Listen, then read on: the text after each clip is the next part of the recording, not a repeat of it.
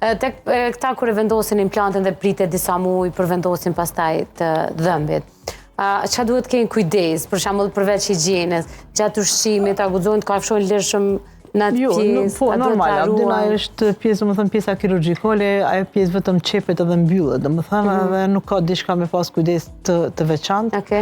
Mandej, mbas 6 muaj, jo, nuk dëmtohet diçka, mbas 6 muaje ose 4 muaje, varësisht prej stabilitetit primar të cilin e ka pas implanti, atëherë fillon procedura e dytë, është procedura protetike, ku mandej fillon marrja e masave, ku marrja e masave tash ka fillu me sistem të ri, merret me kamera, digjitale, ajo me email transmetohet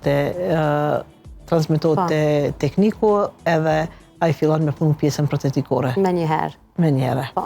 Unë po besoj që pacientat kërë kanë këtë nevojë, marrin edhe informacionet të përgjithshme, megjithatë e dim që edhe në mosha të reja fillojnë me i rregullu dhëmbët. Kemi pas shumë raste, në të paktën nga rrethit që kam, shpesh kanë thënë i kam dhëmbët e doptë, të më thehen lehtë, nuk i kam të mirë, por du me shku me hek edhe me i bë implant.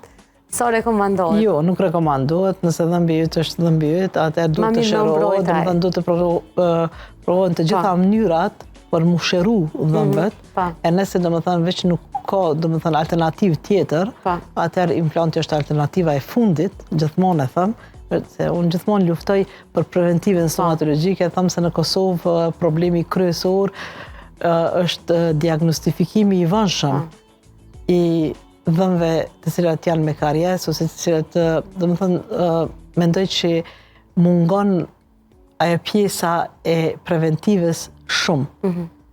Disa herë kam lëbu që edhe në përshkolla këshin mirë me pas stomatolog, që me bo diagnostifikimin që bile me ditë nanat që fëmijët i kanë dhëmbët me karies, edhe që ta dhëmbët duhet të trajtohen,